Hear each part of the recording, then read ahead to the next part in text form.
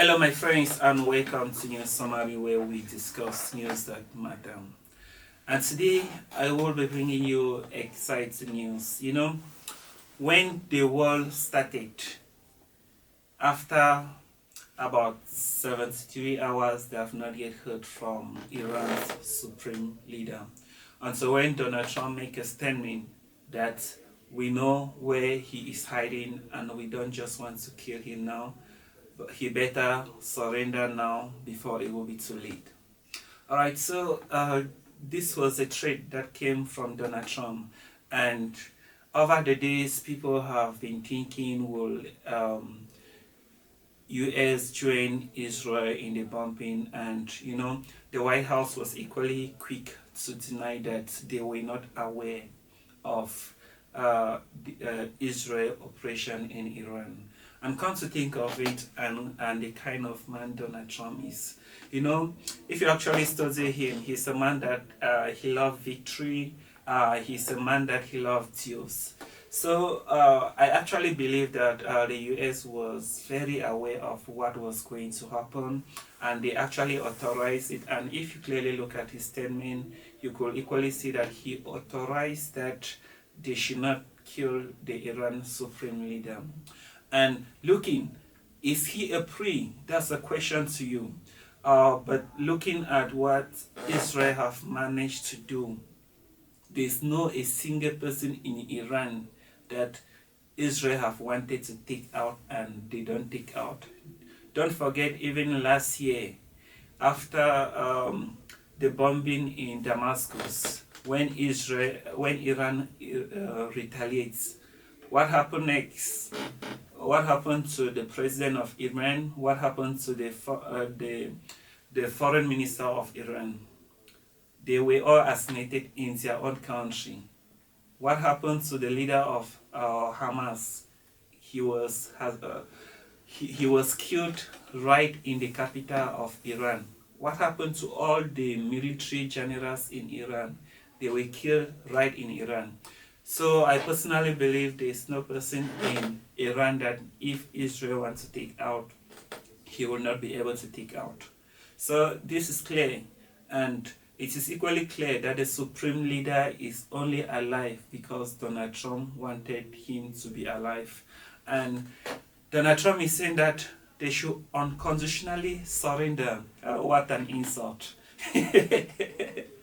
Alright, so looking at the stakes, guys, a country of 8.5 million is threatening a country, a bigger country that call themselves a superpower in the Middle East of about 110 million. And they are telling them to unconditionally surrender. That is too late for talks.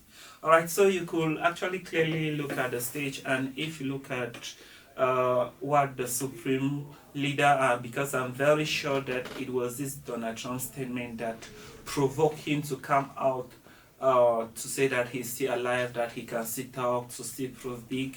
And if you look at his statement, you could actually clearly see that there is fear in his statement, because what he's saying, he came out and said that Iranian people, they are a big country and they cannot surrender to people because they say that they should surrender. How? What a bullshit. Just imagine somebody telling Russia to unconditionally surrender, or somebody telling China to unconditionally surrender. That's unheard of.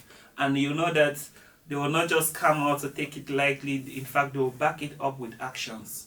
So you could actually see.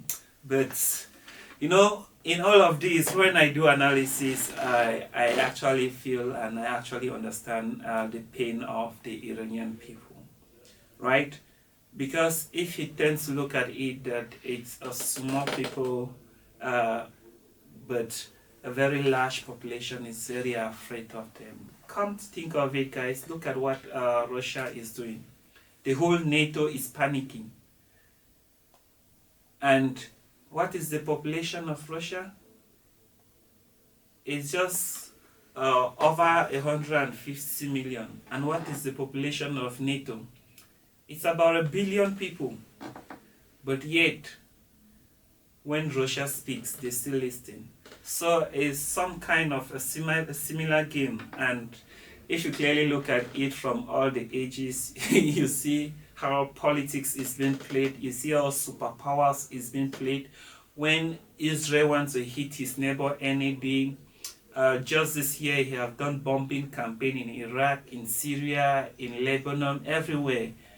But you won't hear anything from the West or from US. And I personally believe Israel is an extension of US. And that is why even when the West wanted to do anything, they equally feel for their people. Because the man in power, he have the card, and that card is trade war. And the moment you begin to criticize Israel, be ready for sanctions. So let me know what you think about my analysis, and if you have not yet liked, share and subscribe, especially if you are new to this channel, please do so. So I see you in the next episode. Thank you.